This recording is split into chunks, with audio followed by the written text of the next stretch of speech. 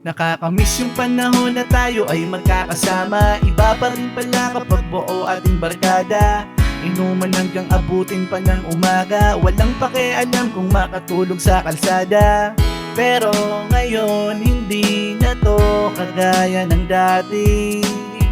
May kanya-kanya ng responsibilidad lahat sa atin. Tagal na rin pala natin hindi nakita-kita. Kailan kaya ulit makakaharap sa lamesa ang mga tunay na kaibigan ko na aking nasa sandalan kapag sa oras na merong problema. Sana ay Nilalait nila yung mga construction worker na mababaho daw, libagin, nakakadiri. Akala mo naman talaga kung kagaganda ng mga buhay ng mga to. Ang lakas manlait ng kapwa. Anong masama sa pagiging construction worker? Construction worker ka man o anumang trabaho mo basta hindi ka nagnanakaw, marangal na trabaho yan. Ang hindi lang marangal, itong utak ng mga taong to na walang ibang laman kundi ang manlait ng kapwa na akala mo naman talaga ang gaganda ng mga buhay. Pati mukha. Di ba? Kala mo kung sino maganda yung mga babae dyan? Hindi ko na lang ipangano dito yung mga mukha eh. Baka mamaya magsipagpalagan, mag-iyakan naman yung mga yan. Yung mga babaeng diring-diri sa mga construction worker na lagi na lang pinupost sa TikTok, kahit dito sa Facebook, na pass sa mga construction boy.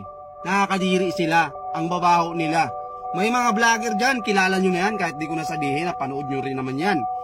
Grabe, diring-diri, wow ha.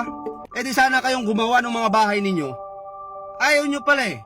Nandidiri pala kayo sa mga construction worker. Kayong gumawa. Tingnan natin. Masyado kayong magagaling sa buhay eh. Ha? Baka yung mga magulang ninyo, baka yung trabaho niyan, kawatan yan.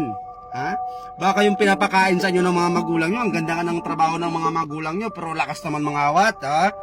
Ang lakas mangutong sa kaba ng taong bayan. Bato-bato sa langit. Lakas yung manlait sa mga construction worker, porkit ba nasa opisina kayo? Naka-aircon kayo? Hindi kayo naiinitan ng araw. Maganda yung mga uniform nyo. Kaya feeling nyo, ha? Kayo na yung pinakamayor dito sa mundo. Trabaho nyo na yung pinakamalupit. Lakas yung malait sa mga construction worker. Baka nga, sagad kayo sa utang eh. Ha? Baka yung ATM nyo nakasangla. Tapos lait kayo ng lait sa mga construction worker. Ang mahirap nyan, mas malaki pa yung sahod ng mga construction worker kaysa sa inyo. Yun yung katotohanan. Yung mga construction worker na yan, pag skill ka, mason ka, karpintero ka, magkano yung mga arawan ng mga yan? Nangungontrata pa yan. May sideline pa yan. Ikaw, tingnan nyo muna yung mga sarili ninyo. Baka nga hindi nyo kayang buhayin yung mga sarili ninyo eh. Tapos ang lakas nyo ng manlait ng trabaho ng iba. Baka nga palamunin pa kayo sa bahay ninyo. Yung mga babae dyan, ang lakas magsalita. Ha?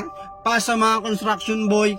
Tapos yung mga napangasawa, ang pupugi, wala namang alam na trabaho, palamunin.